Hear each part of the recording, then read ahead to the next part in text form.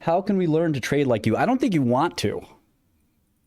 I'm an investor, really. Trading is something I struggle with. You know, I've gotten better over time, but I used to be the worst trader on planet Earth. I've gotten better over time. If you want to be a great trader, which is not what I am, you know, take a look at this book, Trading to Win by Ari Kiev. I think that's the kind of thing you have to study. It's almost completely psychology. You know, it doesn't matter what these companies do. Now, for the right style, it does matter a lot. You want to be Warren Buffett, you got to understand what the companies do. You got to understand business on a deep level, really deep level. And of course, I want to prepare my guys and even you guys to do that. But if you're talking about getting in and out over the course of days or weeks, you know, there's other methods. I was at dinner with some of my colleagues the other night, and I was rapping about some old names on Wall Street. I won't say what names, but I mentioned there was one successful hedge fund manager lady. There weren't too many of these. Still aren't too many of these. And she would basically just call around Wall Street and pick everybody's brain and then decide who was the most full of shit, who knew what they were talking about. And she'd just make the trade based on somebody else. And she made a fortune. She was just almost like an allocator. And one time she thought that I was telling her to go long when I was secretly short it, and she got really mad. She started calling people and being like, take your money out with Shkreli. Do you have money with Shkreli? Take it out. I hate him. Meanwhile, I was working for my boss. I didn't have no money to take out, Brett. But, you know, I tried to apologize to her, I think. But, oh, actually, I was kind of a dick to her in response. So there you have it. But in any event, you know, that is a better method, I think, than really mastering what the company does. Because in the short run, what does it really matter? What matters the most? Are people going to buy this thing or sell it? You know, and the only thing that matters, the marginal buyer and seller control the price that matters, because there's liquidity. So you are wondering, what is the marginal buyer and seller doing? Now, what does that mean, marginal buyer seller? That means it doesn't matter. Let's say there's 100 million shares outstanding of the company. It doesn't matter what 99 million of those shares are going to do, because they're sitting somewhere in some index fund. What matters is the guy at Morgan Stanley, the guy at UBS, the guy at Fidelity, the guy at Citadel. They all have their stacks of chips. They may own stock in this thing. They may be short. They may have nothing. All that matters is what's their next move on this stock. Is it a buy or sell? And why? And if you can understand that, you don't have to understand necessarily much more, because you're really trying to front run them. And you're trying to use a psychic vision to say, what does that guy care about? And you don't even need to know the people. Sometimes it helps because you know the guy personally and you know his type. And you may know one guy, but there's 50 more just like him. And you might say, okay, SanDisk is at 1,500. He's probably getting scared because SanDisk is supposed to be the best stock in the world. And it cracked 1,500 and he's long and he's probably sitting there panicking. So I want to buy his panic, especially after he's done panicking. And there's a lot of fast money in this name, and I'm going to let them bleed out of it before I go long. And I probably don't want to overstay my welcome, because I just don't know how much fast money is in there. Could be tons. So they could be bleeding this thing and puking it till 1,000.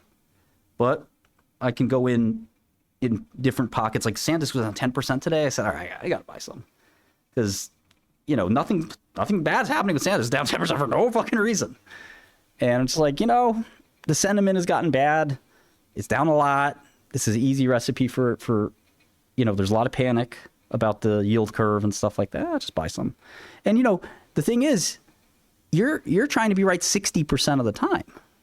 You know, you have no shame about being wrong. Zero. And that's the thing I struggle the most with trading. Because, you know, when I went to, and it goes back to like these little things when you're a kid. When I went to school, I would get an A every time on the test. I didn't get an A, something was wrong, right? And that was like stuck in my head that I had to get every question right. And trade is kind of like a question. Are you going to make money or not? So if I'm losing money on a trade, no, something's wrong here. The market's wrong, you know, and that's just not the case. So you got to just eat the loss and move on. So I think it's very, very, very hard for quote unquote smart people, who are book smart, not decision smart necessarily, to actually trade because they want to be rewarded for being right psychologically. But the market doesn't reward you for being right. The market rewards you for making money, which is technically a different thing. It's very subtle. You can be right about a stock, but can you handle it? The dips, and when will you be right? And will you take huge amounts of losses that will then cause you to change your mind and be wrong? And then, of course, there's always a chance you're just wrong. That happens too. So, making money is kind of a different thing. You don't have to make it for the right reasons. But this kind of interferes with people who are very, very smart. I'm talking about computer scientists, guys who like physics and, super math dudes and whatnot. I was never on the far right end of that spectrum, but close. And I think close enough that it infected my ability to stay serene about the whole thing. But there's other things you learn from. Like I've learned how to take risk and not be scared of risk. But if you're too immune to risk, you can also be, you can take wild risks you don't really want to take. But experience helps a lot. But I also think that you have to, have some semblance of like a stop loss or some semblance of risk limits. But I don't know. Whenever I'm having a good day, I like to philosophize about how smart I am in trading. But if a bad day, don't take any advice. Do the opposite.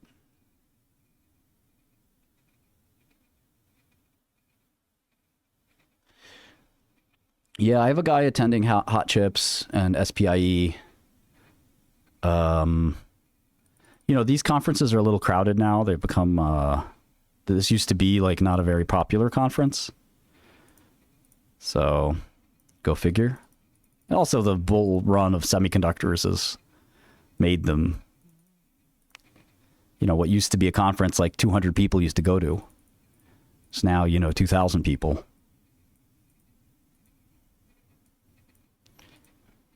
People are learning about wafer production and etching and edge coupling and all this stuff because, stuff is hot. When blockchain was hot, people were learning about, cryptography and trilemmas and protocols and whatever. Any of them use technical analysis? Any of who? I think some great traders do, absolutely. To me, I think of it, as... I think of technical analysis a little differently. I mean, I think that,